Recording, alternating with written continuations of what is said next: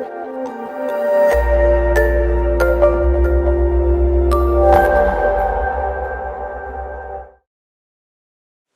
give him another hand for that.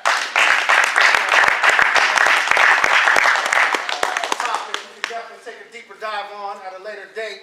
Ken, we definitely want to bring that one back out and just do one about just that. Right.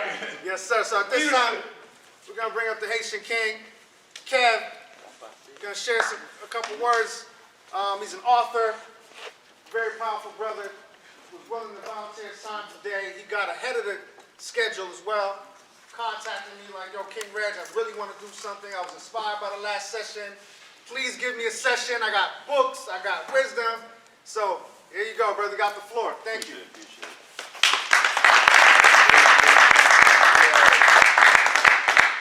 That's all, everybody. Where my kings at? Yeah. All right. Do me a favor, everybody. Please stand up. Just right quick. When I say where my kings at, you gonna give me that king shout. Where my kings at? Let's go! All right, sit down. Thank you. My name is Brother King Kevin Dorival. I'm African-Haitian, born and raised Fort Lauderdale. Both my parents are from northern part of Haiti, African-Haitian, where is actually one of the heroes we want to talk about. And I'm glad Mrs. Morrison mentioned Marcus Garvey, because he's one of the heroes that went right on the board. Please, Yes, sir. please take your pre-test. Everyone should have a pen in their hand and one of these forms. If you don't, raise your hand, please. We do want to measure every speaker and ensure that we're measuring the impact that we make. So take your time to complete that. So you want me to wait until they're done to Real pre-test quick, first? 2 minutes, yeah. Quick, 10 questionnaire. If you don't have one, raise your hand. We'll come around with some pens. Does everyone have a sheet? Okay, pass the sheets out. Ready? Okay, go ahead. Yeah. Perfect. I'm going to recite a quick letter that the Honorable Messiah Marcus Garvey once said back around 1919 in his book, Life and Lessons of Marcus Garvey. Anybody know who Marcus Garvey is? Anybody who don't know who Marcus Garvey is? Anybody who don't know who Marcus Garvey is? Raise your hand high if you don't. All right, you're in for a treat. Ladies and gentlemen of the Negro race, greetings. For it's time to cast out and forget the hero worship and adoration of other races, and to start out immediately to create and emulate heroes of his or her own image. We must canonize our own saints, create our own martyrs, and elevate the positions of fame to honor those distinct African men and women who have made their contributions to our racial history. Sojourner Truth is entitled of Sainthood alongside of Joan of Arc. Crispus Attucks and George William Gordon both are entitled to the halos of martyrdom with no less reverence than any other race. The statesmanship and brilliancy of General Toussaint Louverture of the Haitian Revolution deserves the highest praise amongst all heroes of men. He outshone those of George Washington, Napoleon Bonaparte, and Cromwell. Africa has produced countless men and women who has outshone and whose bravery and luster has done most than anyone during times of war and in peace. So why not see good and greatness in yourselves? That was a letter written by the Honorable Marcus Garvey called African Fundamentalism. And the letter goes on and on about the contributions of African people around the world. Now, Marcus Garvey was the creator of the UNIA. Matter of fact, I have this man on my hand. You ever seen that? Who said they didn't know who Marcus Garvey was? The Young King. All right. You see the bracelet on my hand? It's red, black, and green. I bought this from a woman from Nigeria. So the red, black, and green. Have you seen that flag before? Have you seen the red, black, and green flag? It's a flag that represents, first of all, the green represents the land, the black represents our black skin, and the red represents the blood that our ancestors shed.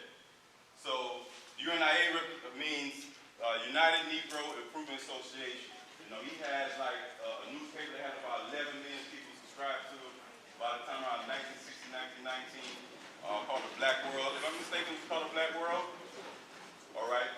He also started a big steamship business where he had huge container boats. So he wanted Black people to do business with each other around the world so we could communicate. I mean, I could go on and on about Marcus Garvey. So definitely someone, I wrote his name down, but I want you guys to definitely look him up. The Marcus Garvey, so write down the piece of paper and get home, Google him.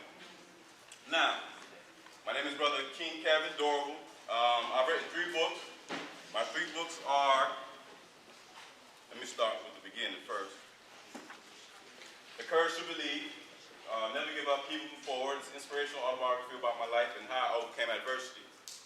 And I feel as if I had to share it, because if I had a program like this one, my brother's keeper, if I had a program like this one, when I was growing up, half what's in the book wouldn't even be in there.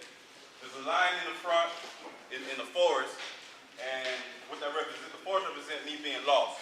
And the line having the courage to keep pushing, believing in myself until I found my way out the forest. All right? Powerful book. I spoke in many schools and churches, colleges with that book as a platform. And I also named my nonprofit organization, Courage to Believe International, after this book. My second book, which is my claim to fame so far, is called 7 Types of Queens, King Desire. Now, what you see on the cover, you'll see, and I have a few copies in the back over there, you'll see Michelle Obama, former First Lady, Queen Osset. Queen Osset was the Egyptian queen of goddess in Kemet. Kemet, as the brother mentioned earlier about Kemet being the land of the black. Flojo, former track star. Princess Diana.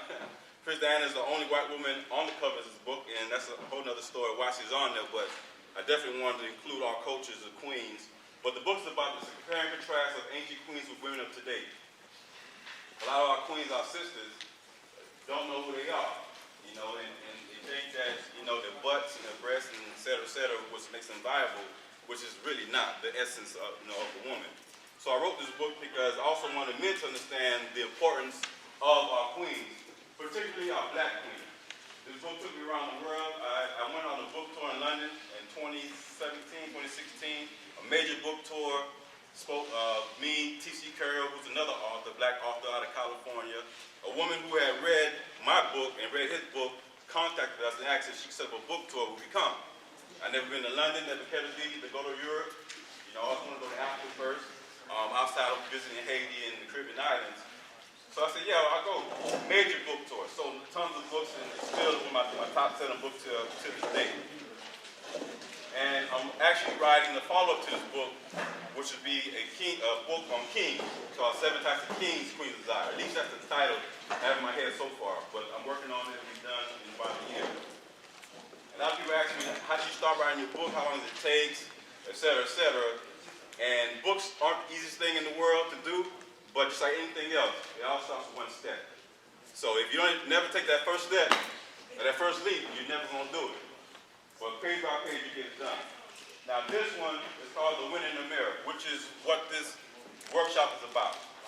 This book here, a very short story on how I came about this title.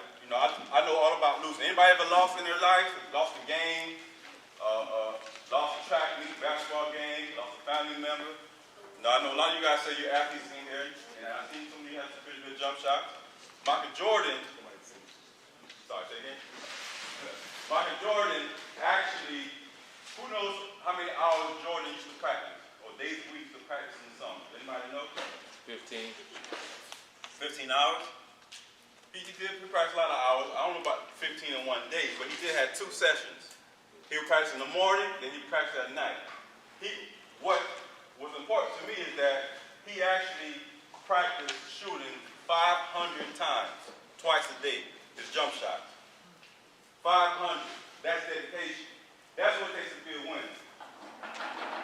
And the title of the book is called The Wind in the Mirror, Activate Your Superpowers, Mind, Body, and Spirit. And I wrote this book because, one, I used to be a loser. I used to look at myself and think of myself as a loser. I was accepting the perception other people had of me as a loser. Quick story, I had a probation officer. She told me that you're not college material, you're not going to graduate. And that pierced my soul. That really bothered me when the woman said that. Because I knew I deserved better. And I wanted to graduate, I wanted to be somebody, and I refused to allow someone's demeaning definition of me to determine who I was and who I was going to be. And at that day, I realized that I stood up for myself, and that's what it was going to take if I was going to succeed. When I wrote this book, it's actually just released in July of this year, 2021. I was writing the follow-up book to Seven Queens, Seven Kings. So as I'm writing this book, it came to my attention that the #1 growing population in the U.S. of committing suicide is young black boys. You guys know that? The #1 growing population of those committing suicide are young black boys.